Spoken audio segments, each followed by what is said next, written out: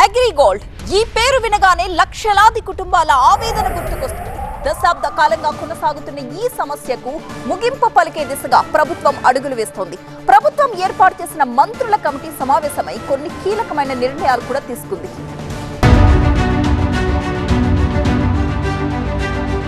ఆంధ్రప్రదేశ్ చరిత్రలో అతిపెద్ద ఆర్థిక మోసాల్లో ఒకటిగా నిలిచిన అగ్రిగోల్డ్ కేసు కీలక దశకు చేరుకుంది.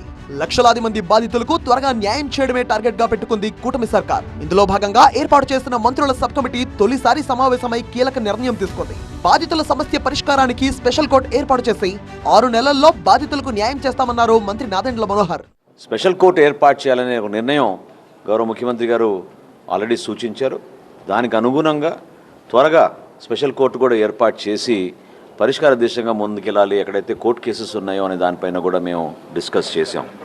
ఈ 6,380 కోట్ల రూపాయల్లో ఆంధ్రప్రదేశ్కి సంబంధించిన డిపాజిటర్స్ సుమారు 3,944 కోట్ల రూపాయలు డిపాజిట్స్ చేశారు.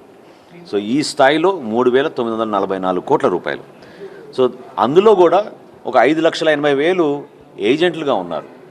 సో వీళ్ళందరికీ వీరి కుటుంబానికి త్వరగా మనం ఒక న్యాయం చేయాలనే ఆలోచనతో ముందుకు వచ్చాం. 6 నెలల లోపే ఈ పరిష్కారం చేయాలనే ఒక నిర్ణయంతో మేము ప్రతి 15 రోజులకు ఒకసారి మా గ్రూప్ ఆఫ్ మినిస్టర్స్ సమావేశమై అధికార యంత్రాంగాన్ని ముందుకు తీసుకెళ్లే విధంగా ఒక నిర్ణయం ఈరోజు తీసుకోవడం జరిగింది.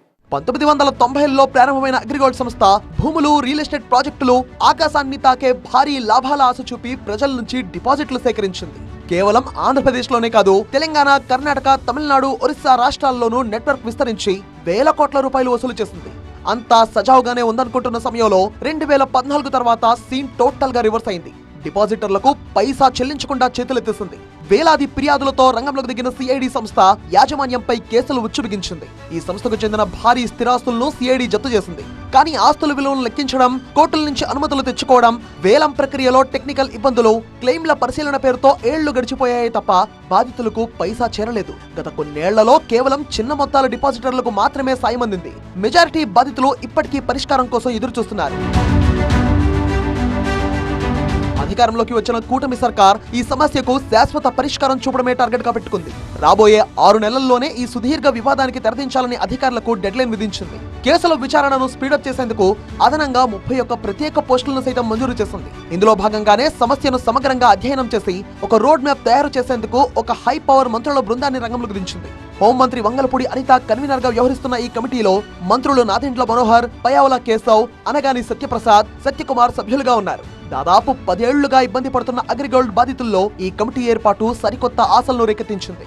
గతంలో ఎన్నో హామీలు వచ్చినా కాలయాపన తప్ప ఫలితం లేకపోయింది. కానీ ఈసారి ప్రభుత్వం ఏకంగా ప్రత్యేక కోర్టు ఏర్పాటుతో పాటు 6 నెలల స్పష్టమైన గడువు విధించడంతో ఈసారైనా తమకు న్యాయం జరుగుతుందన్న నమ్మకంతో బాధితులు ఎదురు చూస్తున్నారు.